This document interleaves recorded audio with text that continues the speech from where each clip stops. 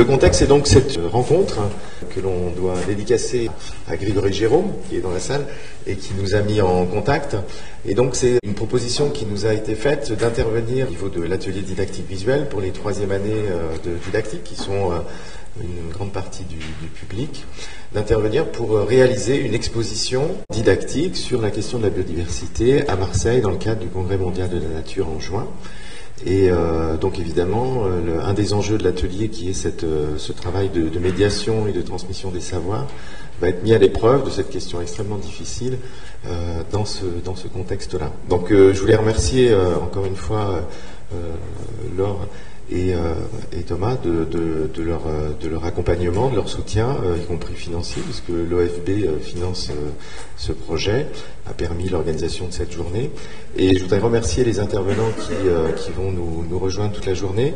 Donc Luc Abadi qui va intervenir tout de suite après, Catherine Larère aussi qui a réussi à ménager du temps dans son emploi du temps extrêmement dense pour faire une intervention encore ce matin, Jean-Damien Gracias qui est également présent et qui va nous faire une présentation dans la deuxième partie de la journée. Ce matin, on est plutôt sur des enjeux, disons, à la fois historiques, on l'a vu, aussi de définition avec Luc Abadi, des enjeux plus du côté de la philosophie avec Catherine Larère.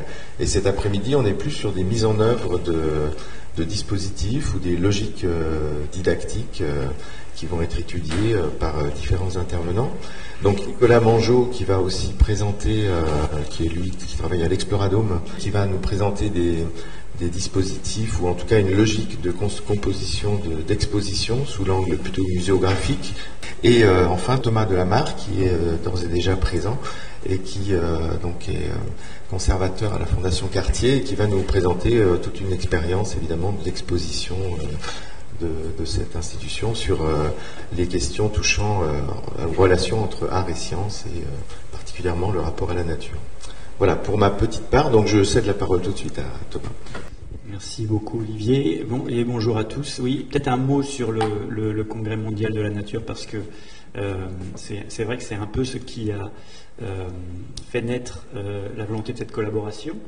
Il y en a d'autres, mais en tout cas, celle-ci en est une. C'était une opportunité à saisir. Le Congrès mondial de la nature, donc, c'est un événement qui se tient tous les 4 ans et qui rassemble tous les grands penseurs de la nature, tous les hommes politiques, toutes les associations, etc., qui réfléchissent à comment on peut protéger la nature. Alors, de plus en plus, on parle de biodiversité, mais Luc Abadi vous expliquera sans doute pourquoi on parle de biodiversité aujourd'hui et ce que c'est. Et donc, cet événement qui se tiendra en France pour la première fois de l'histoire, en quelque sorte, est teinté d'une nouveauté puisqu'on accueille le grand public à cette occasion. Et c'est dans cet espace dédié au grand public que on souhaite que vous puissiez exposer la vision que vous vous serez construite avec ces interventions, mais avec vos lectures, etc., pour présenter ce que peut être et comment on peut présenter la biodiversité. Voilà. Quelle serait la bonne méthode pour préserver la biodiversité? Alors, une des méthodes, c'est les politiques publiques, même si il faut qu'on soit modeste, parce que c'est pas grand-chose par rapport au mouvement du monde tel qu'il avance. Donc, l'Office français de la biodiversité est un établissement public sous tutelle du ministère de la Transition écologique et solidaire, qui est né le 1er janvier 2020. Donc on est en pleine réorganisation, puisque nous étions précédemment l'AFB, Agence française pour la biodiversité, et nous étions 1400. Nous fusionnons en janvier là avec l'Office national de la chasse et de la faune sauvage, qui gère les espaces terrestres où est hébergé le gibier, mais qui a aussi des missions de police comme l'Agence française pour la biodiversité. Donc aujourd'hui, c'est 2800 agents, avec une majorité de policiers de l'environnement. C'est assez peu connu, mais on a des forces de police qui travaillent aux côtés de la gendarmerie, aux côtés de la douane, pour veiller à la préservation de l'environnement. Et puis on est répartis sur l'ensemble du territoire. Alors, 5 grandes missions. Une mission scientifique, disons, et d'expertise, avec notamment le financement de la recherche. On est également le pilote de l'Observatoire national de la biodiversité qui collecte l'ensemble des données naturalistes pour pouvoir construire justement ces politiques publiques et les mettre à disposition. Et puis aussi, on participe à l'inventaire national du patrimoine naturel. La deuxième mission, c'est la mission de police, j'en ai parlé, donc 1800 agents dans les territoires. Alors, vous voyez que 1800 agents de police pour un territoire comme la France, y compris l'outre-mer, c'est pas grand-chose, c'est pas beaucoup de force, mais donc ils s'attachent principalement à repérer notamment les dégâts qui pourraient être commis par des industriels, par des aménageurs, par la profession agricole, et aussi par la chasse et le braconnage, mais un peu moins. On est plutôt sur des enjeux qui ont un impact fort sur les questions environnementales. Une autre troisième mission, c'est l'appui aux politiques publiques, je l'ai dit. Donc on appuie le ministère grâce à notre expertise, le ministère de la Transition écologique et d'autres ministères qui peuvent nous interroger. Et puis aussi les territoires, les régions, les départements. Les régions sont centrales dans la construction des politiques, dans le fait de mener des politiques publiques dans les territoires. On dit qu'ils sont chefs de file. Ces collectivités territoriales. Et donc on anime des réseaux, on informe, on forme tous ces collectifs. On a aussi, quatrième mission, la gestion d'espaces protégés. Donc on gère les parcs naturels marins qu'on a créés et qu'on gère. Donc les parcs naturels marins, si vous voulez, c'est un petit peu comme, je caricature un peu, mais c'est un petit peu comme les parcs naturels régionaux, avec un degré de protection un peu plus fort. On essaye là de concilier activité de protection de la nature et activité humaine. Il y en a donc 9 aujourd'hui, mais on pourra en parler à déjeuner ou à la pause si vous avez des questions. Et puis la dernière mission, et je vais laisser la parole peut-être à Laure, parce qu'on ne s'est pas présenté, c'est vrai, nous, on a une mission particulière dans l'Office français de la biodiversité. On est le service mobilisation des citoyens pour la biodiversité. Et à la question donc comment faire, eh ben, nous, on se propose de contribuer à créer les conditions de l'installation d'une réflexion sociétale. C'est-à-dire que la biodiversité et la protection de la biodiversité ne doit pas être un sujet de scientifique, ne doit pas être un sujet de militant, doit être un sujet de société, au même titre que la santé, le travail. C'est un sujet déterminant pour l'avenir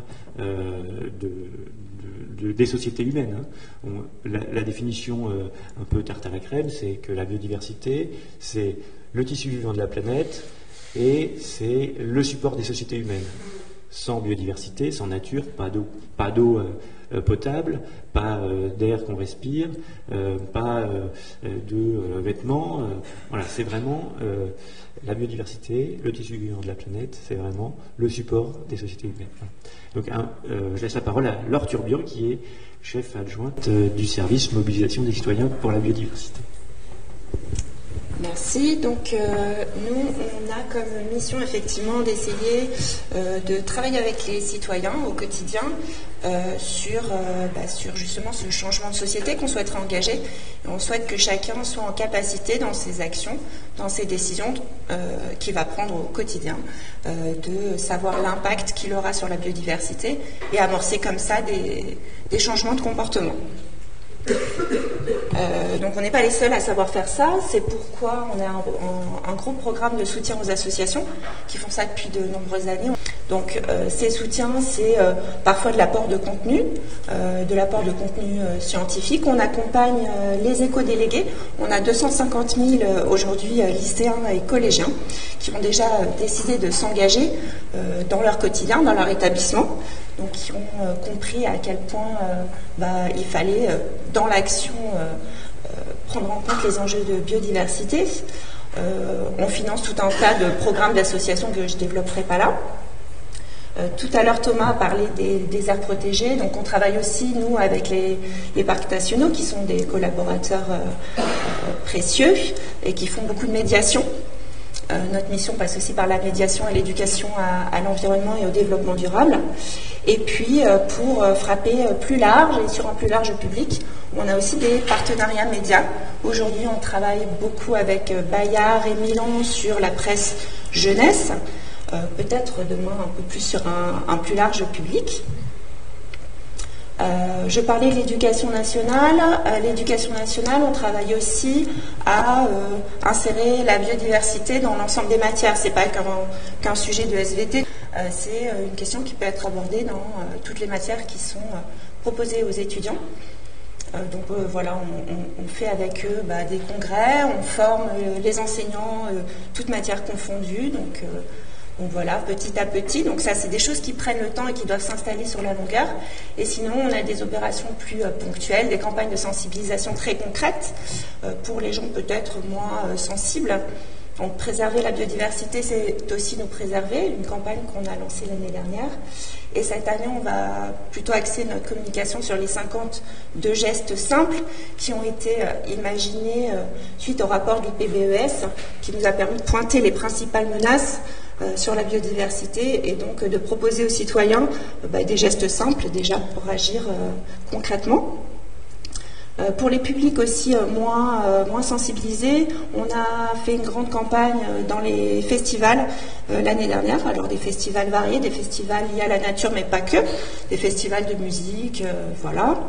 Et sur le long terme, je finirai avec ça, on travaille au quotidien avec des citoyens qui nous accompagnent, nous, Office français de la biodiversité, et qui nous apportent au quotidien un regard sur nos actions pour les orienter nos politiques et nos actions pour qu'elles soient plus digestes peut-être, plus applicables directement par les citoyens. Donc ils sont avec nous tout au long de l'année. C'est un comité qui est une instance de gouvernance finalement qui est aux côtés de notre CA. Et un dernier projet, peut-être, je ne sais pas ce qu'il y avait ensuite. Et un dernier projet, c'est les aires marines éducatives et les aires terrestres éducatives. Là, c'est un projet qu'on a avec l'éducation nationale. C'est des élèves qui prennent en charge des espaces, des petits bouts de forêt, des côtes, des côtes marines, ce genre de choses. Et pendant 1 an, avec leurs enseignants, ils vont observer et parfois entreprendre des actions de préservation, de renaturation. Donc des travaux long cours et des actions plus ponctuelles. Et aujourd'hui, on a prévu ce petit programme avec Olivier. Je suis ravie d'en apprendre moi aussi un peu plus et j'espère que le contenu vous plaira.